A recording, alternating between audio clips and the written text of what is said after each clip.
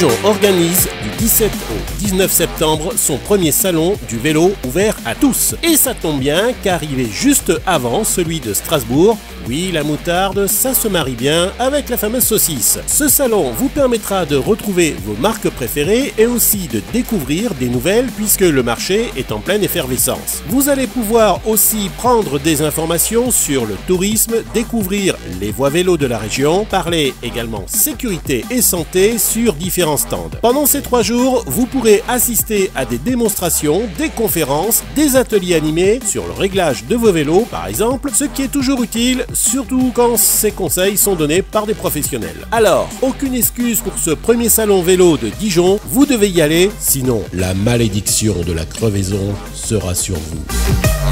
Si vous êtes du côté de Metz cette année, la fête de la Mirabelle se déroulera fin août. Le but est de célébrer et promouvoir ce fruit emblématique de la Lorraine. L'eau de vie de Mirabelle, un pur délice à consommer avec modération, oui. C'est pratiquement 8000 visiteurs qui sont attendus pour cet événement. Durant 15 jours ont lieu de nombreuses animations autour de la Mirabelle, comme des dîners-spectacles, des concerts, des bals, une fête foraine, un feu d'artifice, une parade et des points découvertes culinaires.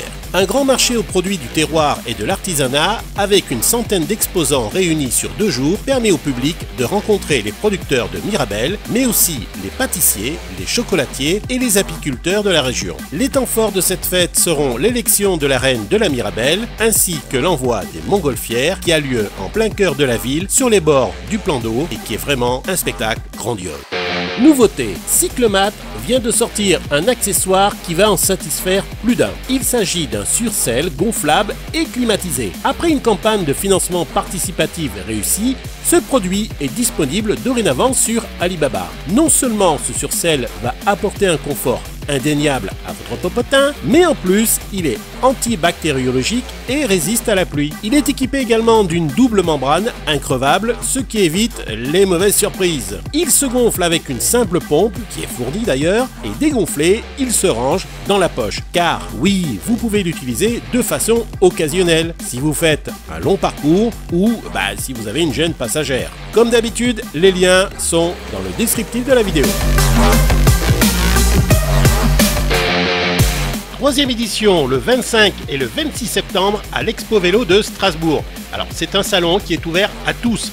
J'ai lu le programme que je vous invite à découvrir sur leur site et franchement, il n'y a pas de quoi s'ennuyer. Initiation au fixie, vous savez ce fameux vélo sans roue libre et sans frein arrière. Atelier de réparation, découverte du vélo cargo, projection de films, rencontre dans la zone d'échange avec des auteurs comme Tiffen de Chypre et bien d'autres. Bref, comme je vous le disais, pas de quoi s'ennuyer. Et pour midi, la fameuse saucisse de Strasbourg. Non, ça c'est moi qui viens de l'inventer, mais je suis certain qu'il y en aura. Les liens sont dans le descriptif de la vidéo. Si vous avez envie de vous balader ou mieux de courir en Allemagne, sachez que le 19 septembre, vous pouvez participer à la course Skoda qui a lieu dans la ville de Francfort. C'est un rendez-vous prévu pour les professionnels et évidemment pour les supporters. Le programme et l'inscription sont sur leur site, alors que vous soyez coureur ou simplement visiteur, le 19, vous savez où aller, ok? En plus, concernant l'ambiance, je crois qu'on peut faire confiance à nos copains allemands, non? Plutôt réservé aux professionnels, mais bon, je connais pas mal de passionnés qui y vont aussi. L'Eurobike aura lieu du 1er au 4 septembre 2021. L'Eurobike, pour ceux qui ne connaissent pas, est un salon international où vous allez retrouver les grandes marques de vélo, mais aussi beaucoup de fournisseurs dans le domaine du vélo et du vélo électrique. C'est d'ailleurs à ce salon que j'ai rencontré en 2012 Collins de Xofo. Et oui, à l'époque, il se lançait. Que de souvenirs. Je vous mets les liens sous la vidéo et peut-être que nous aurons l'occasion de nous rencontrer si le Covid veut bien nous laisser tranquilles.